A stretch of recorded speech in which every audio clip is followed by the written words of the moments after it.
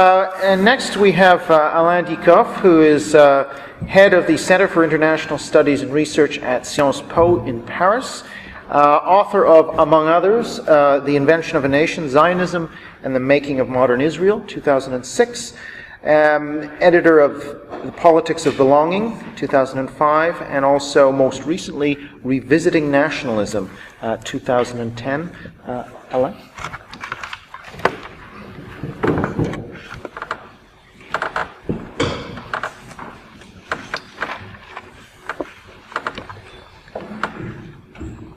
First of all, I would like to thank the organizer of the conference for having me here today and for a very interesting conference as far as what I've noticed in different sessions. So my topic tonight is Jewish diaspora in Israel, the case of long-distance nationalism. To begin with, I will just, in kind of introduction, put forward two things which has to do with the link between diaspora and nationalism. In fact, diasporas, or at least people living outside their homelands, played a very important role in the advent of modern nationalism in the 19th century. The reason for their involvement was very well expressed by Alice Gallner 20 years ago. I just want to summarize his argument. His argument is that when you have a society which is mainly agrarian and which progressively becomes an industrial one, this kind of transition changes, among others, the situation of diasporas. I mean by that, people who don't share the culture which is the culture of the majority of the group. And this change had especially important consequences in empires, because in empires, precisely, I think about here mainly Europe, the Russian Empire, Austrian Empire, and of course the Ottoman Empire. In those empires, with some differences, of course, the diasporas played sometimes a very important role. And this role was, they played precisely this important role because they were a minority. I just come to my mind today, just at the moment, that Hannah Arendt, by the way, stressed also, in fact, in his work on imperialism, when she spoke about Austria, stressing the role that the Jews had in building up the empire in the 19th century. So the idea here is that the minorities which were diasporas in those empires had a specific economic niche as middlemen, but also sometimes in very crucial position. I'm thinking here about, for instance, what happened in the Ottoman Empire. In the Ottoman Empire, the role of translators for in official contacts between the Ottoman Empire, the Sultan, and people from abroad, diplomats from abroad, was always taken by Greeks. Why Greeks? Because precisely they were a minority, and the Sultan thought, and rightly so, that they were much more loyal at the end of the day than the majority, which was Muslim. So this kind of role, sometimes very crucial, as I just mentioned, gave diasporas a very important role in empires. But it is precisely this position which is challenged with the advent of the nation-state. And precisely because the advent of the nation-state is, to go on with the reference to Gallner, trying to give to every culture a political roof, in that context, the situation of diaspora becomes a very difficult position. because they lose progressively the role they had as people between peoples, in fact. And at the end of the day, they have no choice but to build a state for their own people. And just in the Ottoman Empire, this was, of course, the case for the Greeks, the Armenians, and later on for the Jews. Lord Acton, who was professor of history at Cambridge and was also a liberal Catholic, wrote in the 19th century, "Exile is the nursery of nationality." Meaning by that people become nationalist leaders when they live for long periods outside their homeland, outside their patria, if I may say. Like, for instance, Di Valera, the leader of the Sinn Féin, who was born in New York, or Mazzini and Garibaldi, who had a very important role, of course, in the Risorgimento in Italy, but were also for a long time in France and Switzerland. But it was precisely those people, because they were outsiders, that were more akin of what it was to belong and not to belong. And it is precisely because they were outside that they were able to really think about what it means to belong. And I think this is an important point, because people who are in the society in an everyday manner, if I may say, they don't reflect about the fact that they belong. They just are there. In a way, you have to be outside to understand what it means to belong. So this is my first introductory point.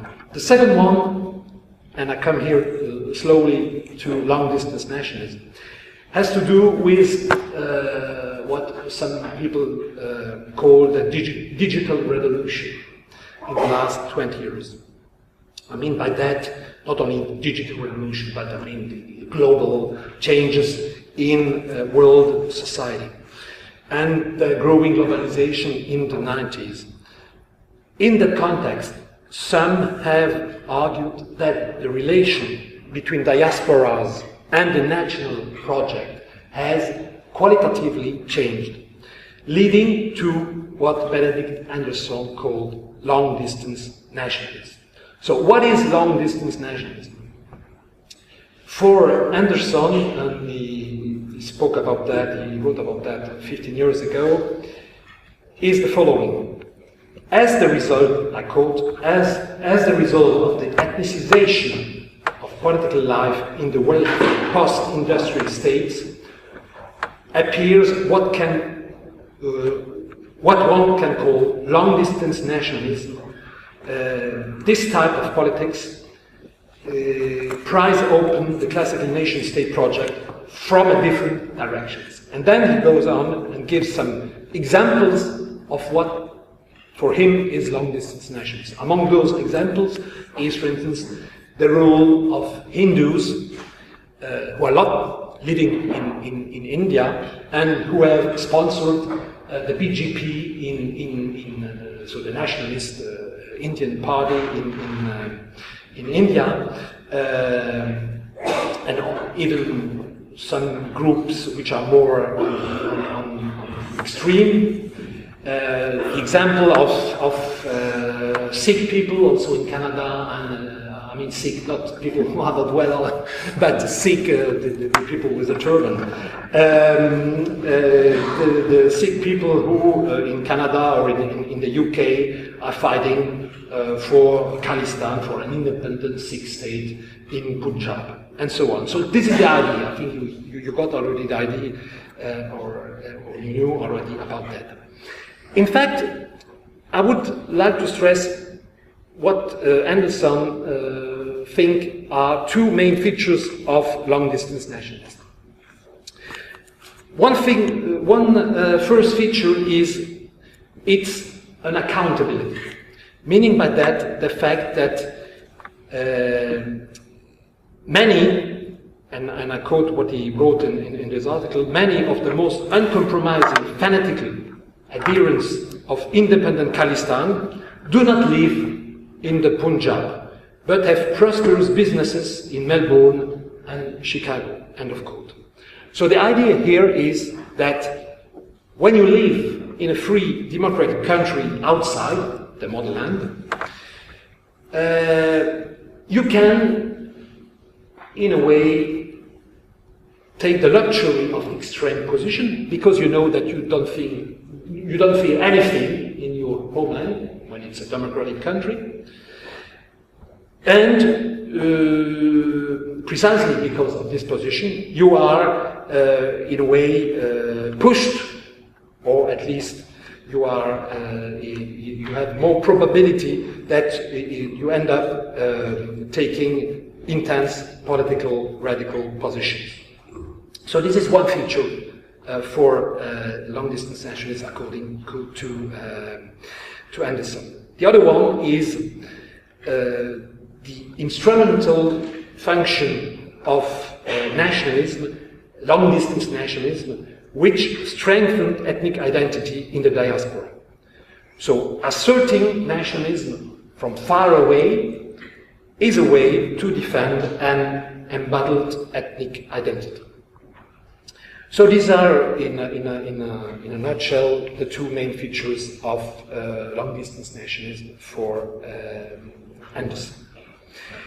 At first sight, I would say that there is, again, a grain of truth in those statements. If I just mention one case here, is the case of the Tamil diaspora. Tamil diaspora is about 500,000 people in Canada, in the UK, USA, Germany, and Switzerland, and Australia. I'm not speaking about the diaspora, or so-called diaspora, which is in the southern part of India. I'm just speaking about people who are not in the subcontinent.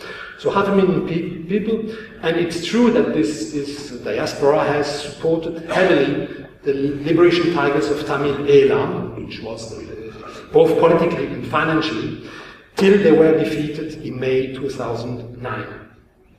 Just to give you one figure, between 2002 and 2005, it is estimated that 8 million euros were sent every year from Canada alone to the LTTE. So it's not something which is marginal. One scholar a specialist, an expert on Tamil in Sri Lanka, wrote, and I quote, "The Sri Lankan Tamil diaspora has been a crucial component of the lethality and tenacity of the conflict. The huge expansion and increasing affordability of information technologies that began in the 90s greatly enhanced the ability of the insurgents to exploit the resource available in the diaspora." End of quote. So this seems to give credit to this argument. What I would like to do in the main time allotted to my speech is to test the hypothesis of Anderson in the case of the contemporary Jewish diaspora. To begin with, modern Jewish nationalism in the plural, were a product of the diaspora. And in fact, it could not be otherwise. As a matter of fact, because Jews were, as a people, almost all in the diaspora at the end of the 19th century. Why do I speak about nationalism in plural concerning the Jews? Because this is, of course, very specific to the situation. There were various kinds of nationalism among the Jews in the 19th century. One was what we could call diaspora nationalism. Jews who wanted to fight and fought, in fact, where they stayed, for instance in Russia, and wanted to fight for a democratic and socialist Russia, claiming just cultural autonomy for them, but on the spot, without migration. There were, okay, I haven't time to dwell into the details of this developments. The other kind of nationalism, Jewish nationalism, was of course the one who was successful, which is Zionism. And Zionists aspired to build a state in Palestine with the migration of the Jews from the diaspora to Palestine. So Zionism was, in that way, a unique diaspora nationalism, different from other diaspora nationalism, because for the only reason that, in comparison, for instance, with the Greeks, it's true that the Greek diaspora played an important role in modern Greek nationalism, but the core Greek people was in mainland Greece and in the island. Of course, in the case of the Jews, it wasn't the case at all, because only 1% of the world Jewish population at the time was settled in Palestine. The situation changed, the situation of the Jews changed dramatically in the second half of the 20th century, and within the Jewish world, Zionism became able to garner more and more support after the Holocaust and afterwards in the wake of the Six-Day War in 1967. And we can say, I have to go a little fast through all those developments, but we can say that the symbolic centrality of the State of Israel for modern Jewry has clearly deepened over the last 65 years. However, and this is precisely what I would like to demonstrate, does this mean that the Jewish diaspora is mainly leaning towards intense political radicalism, to take up, of course, Anderson's position? I will show that it is not the case. To begin with, concerning diaspora and politics, we should be clear about what we are speaking about. It is true that Jewish organizations abroad, the American Jewish Congress or American Jewish Committee in the US, or umbrella organization like here in the UK, the Board of Deputies of British Jews, are in a way legitimist. I mean by that they support the State of Israel and their government, and the government of Israel, which is in charge of the country. So they defend, by principle, I would say, Israeli policy, and are reluctant to publicly criticize Israel. But does this LDN, long-distance nationalism, translate into a uniform radical political stand? The answer is no, and I will precisely show that, in fact, the reverse is the fact. Of course, it is well known that in the US, especially, there is a very powerful Jewish lobby, the APAC, the American Israel Public Affairs Committee, which is, I would say, clearly leaning towards the right in Israel and supporting Netanyahu and this kind of policy. But I would rather try to emphasize the reverse, I mean, which is, I think, less known in the general public. What is less known is, in fact, that when you look closely what is going on within the Jewish diaspora, and I will mainly speak about the US here, because it is also here that I found much more data than in other places, we see that, in fact, the American Jews built a lot of very different organizations which supported, I would say, a soft nationalism in Israel, and not at all a hardline nationalism. To give you just some examples here, liberal Jewish Americans supported the Israeli peace movement, Peace Now. They were involved in back-channel negotiation with the PLO, and they were even among the first to meet with the former chairman of the PLO, Yasser Arafat, in 1988 in Stockholm. They created also the New Israel Fund in 1980, which is a fund which channels money for various organizations in Israel. And when you look at what kind of organizations are supported by this fund, you see that they support mainly organizations, and I would say only organizations, who defend in many ways pluralism within Israel. Religious pluralism, women's rights, equality between Jews and Arabs, and so on. So not at all right-wing, of course, agendas at all.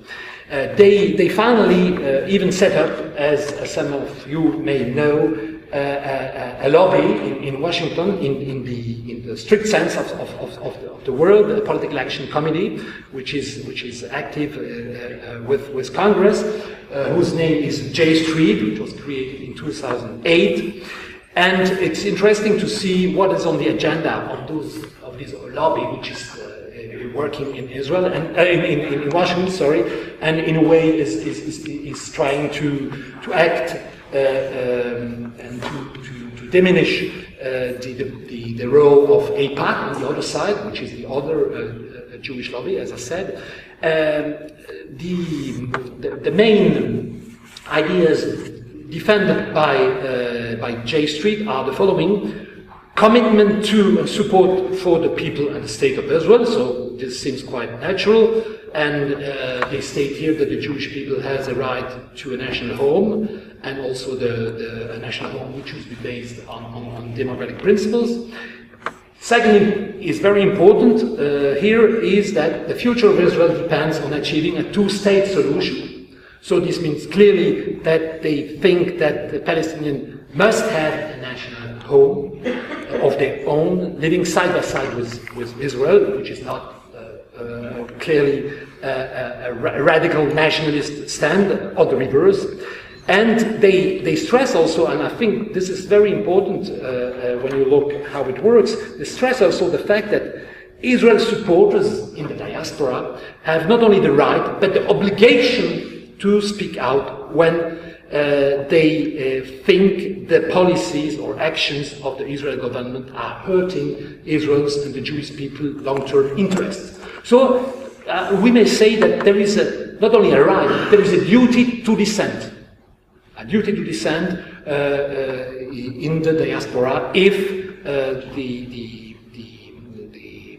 some Jews are not thinking that the Israeli government is going in the right direction. So the outcome of this statement, by the way, is that the J Street helped financially candidates for the Congress with real success. I must say, I just looked at the figures for the last elections in Congress in 2012, November 2012. AIPAC backed 71 congressmen, and 70 won in the election. So, I mean, this is a figure which seems quite encouraging for J Street today. So, to sum up here, the argument is clearly, and I think I was able to show that, is clearly to see that on this point, it is clear that the diaspora outside Israel is not leaning towards the right, but rather the reverse, and this is mainly, I showed this mainly through the American case. I would even say that right radicalism is in many ways much more stronger in Israel than it is in the diaspora. Which doesn't mean that you won't find in the diaspora something which goes in direction of what Anderson wanted to stress. Yes, you found also this idea of an accountability. And it's true that some people in the diaspora support political radicalism, and some, like the millionaire Irving Moskowitz in the US, which is giving generous money to the settlers in East Jerusalem. So you will find these kind of figures. But this should not be taken as the whole and overall picture of what's happening in American Jewry especially. The second point, which I want to look at, is the question of which Anderson raised also, the instrumental function for strengthening ethnic identity in the diaspora. Is nationalism, in a way to defend an embattled ethnic identity? So this has to do with, of course, ethnicity. As I said, and this is well known in the US especially, identification with Israel and support reached its peak after the 1967 war, and we can clearly say that support for Israel is a kind of religion, if I may say, for American Jews, and that even the most liberal, and I'm thinking denomination like the Reform movement, stressed on its platform at in 1997 that, and I quote, the renewal and perpetuation of Jewish national life in the land of Israel is a necessary condition for the realization of the physical and spiritual redemption of the Jewish people and of all humanity. End of quote. So this is one thing, and the surveys, and in the US we have several surveys on the topic, which is quite useful for a political scientist. To the statement, for instance, to the question, do you agree or disagree with the following statement? Caring about Israel is a very important part of my being Jew. 79% said yes, it is important for my life. So it is clear that it is part of the identity of the Jews in the US.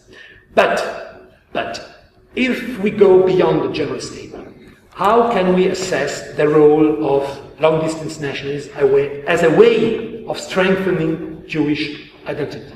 And here come, I think, very interesting findings. The findings are the following. The first one, and it is an important point, there is a decline in the importance of Israel for American Jews. When you look at two indicators, one is the question of financial donation to Israel. It dropped very sharply in the last 30 years. Another kind of indicator is the question of tourism in Israel.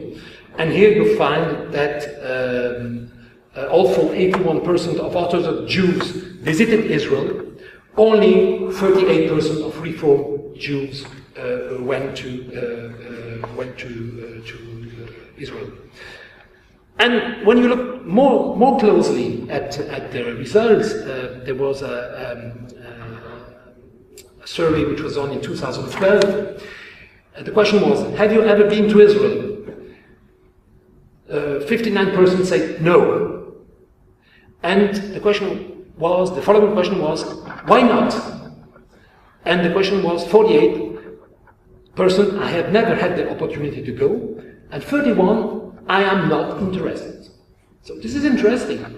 This is interesting because it's a kind of, on the one side you have a kind of general commitment to, yes, Israel is important in my life, but when you look at the details, in fact, it doesn't matter really.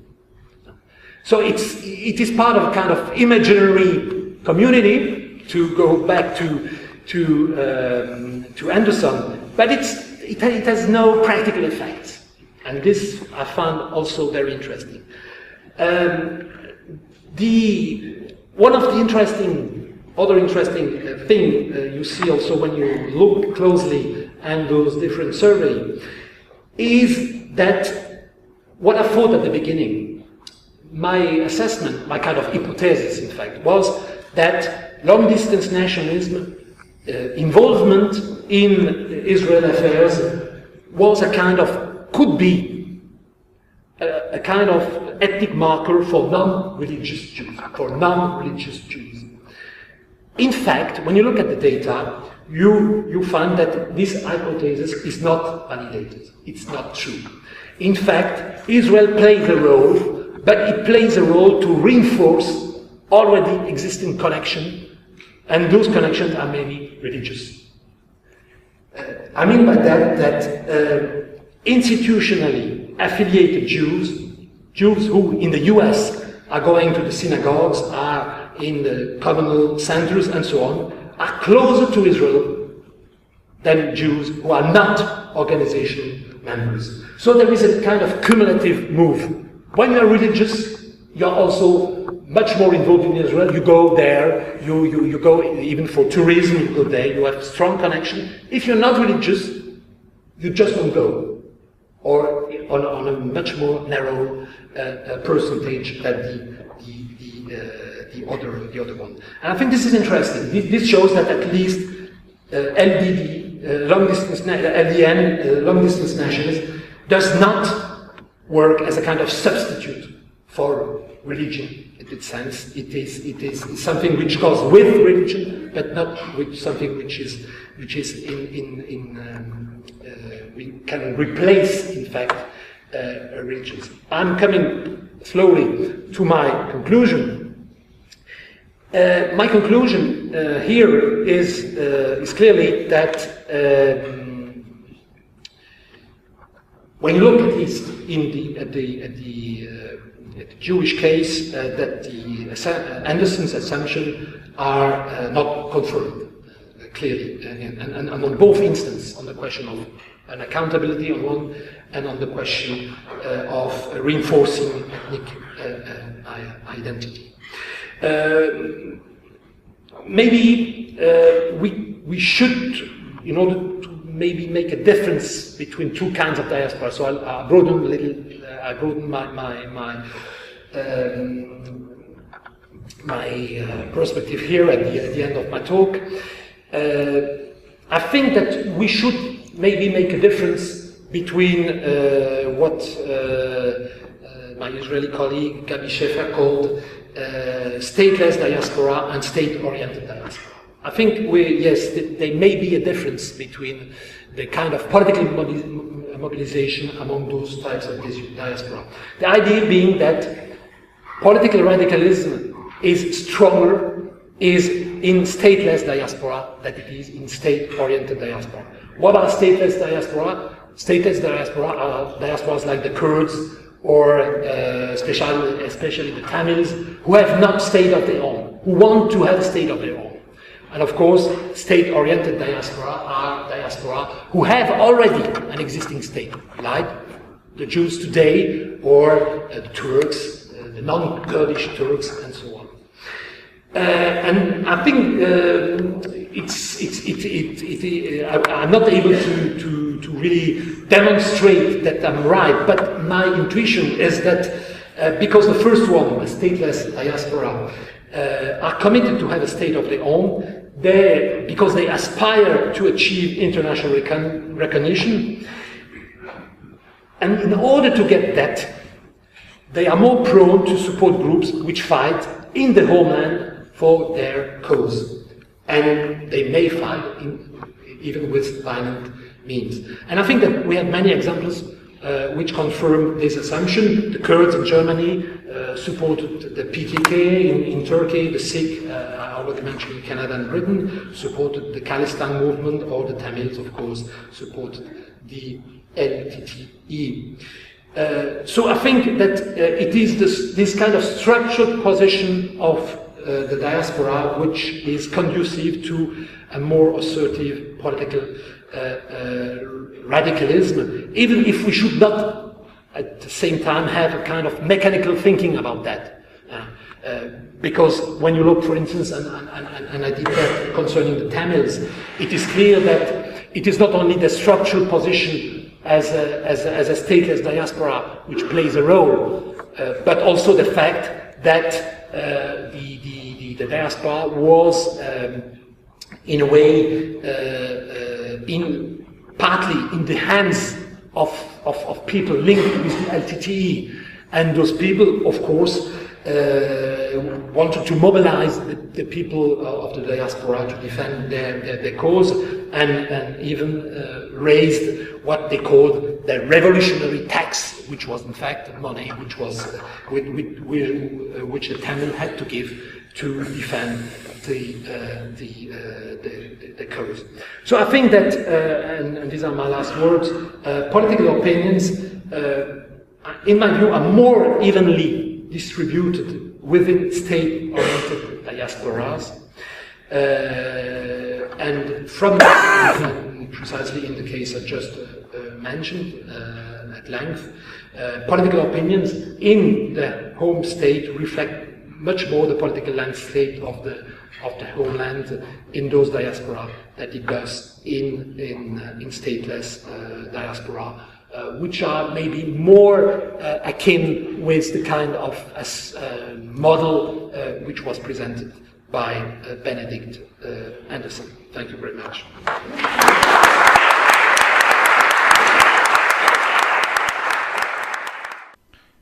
The Association for the Study of Ethnicity and Nationalism is an interdisciplinary student-led research association founded by research students and academics in 1990 at the London School of Economics and Political Science. We seek to fulfill two broad objectives: to facilitate and maintain an interdisciplinary global network of researchers, academics and other scholars interested in ethnicity and nationalism, and to stimulate, produce and diffuse world-class research on ethnicity and nationalism. We do this through our global membership, our two leading journals, Nations and Nationalism and Studies in Ethnicity and Nationalism, our newsletter, The Ruritanian, which provides key updates on information in the field, and through our programme of events. Our YouTube channel features videos from our annual conferences, seminar series, lectures and debates.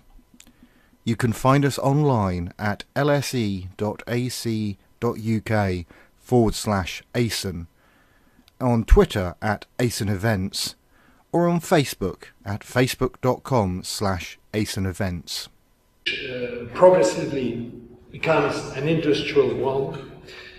This kind of transition changes, among others, the situation of diasporas. I mean by that, people who don't share the culture which is the culture of the majority of the group. And this change had especially important consequences in empires, because in empires, precisely, I think about here mainly Europe, the Russian Empire, Austrian Empire, and of course the Ottoman Empire. In those empires, with some differences, of course, the diasporas played sometimes a very important role. And this role was, they played precisely this important role because they were a minority. I just come to my mind today, just at the moment, that they were much more loyal at the end of the day than the majority, which was Muslim. So this kind of role, sometimes very crucial, as I just mentioned, gave diasporas a very important role in empires. But it is precisely this position which is challenged with the advent of the nation state. And precisely because the advent of the nation state is, to go on with the reference to Gellner, trying to give to every culture a political roof. In that context, the situation of diaspora becomes a very difficult position.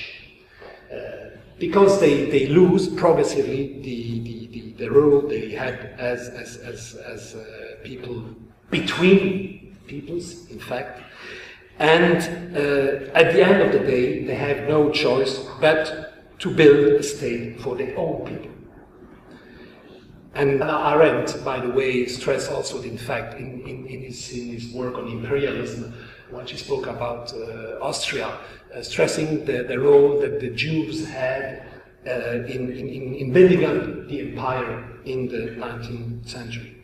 So the idea here is that the minorities which were diasporas in those empires had a specific economic niche as middlemen, but also sometimes in very crucial position. I'm thinking here about, for instance, what happened in the Ottoman Empire. In the Ottoman Empire, the role of translators for in official contacts between the Ottoman Empire, the Sultan, and people from abroad, diplomats from abroad, was always taken by Greeks. Why Greeks? Because precisely they were a minority, and the Sultan thought, and rightly so, tonight is Jewish diaspora in Israel, a case of long-distance nationalism. To begin with, I will just, in kind of introduction, put forward two things which has to do with the link between diaspora and nationalism. In fact, diasporas, or at least people living outside their homelands, played a very important role in the advent of modern nationalism in the 19th century. The reason for their involvement was very well expressed by Alain Dieckhoff 20 years ago. I just want to summarize his argument. His argument is that when you have a society which is mainly agrarian and which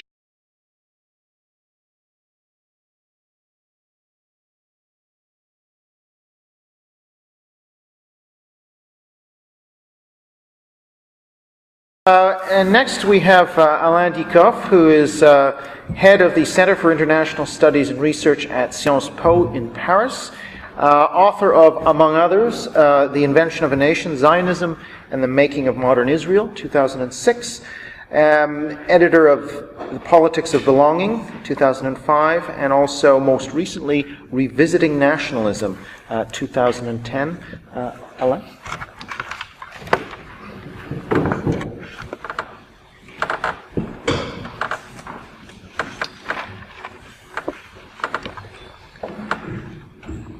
First of all, I would like to thank the organizer of the conference for having me here today, and for a very interesting conference as far as what I've noticed in different sessions. So my topic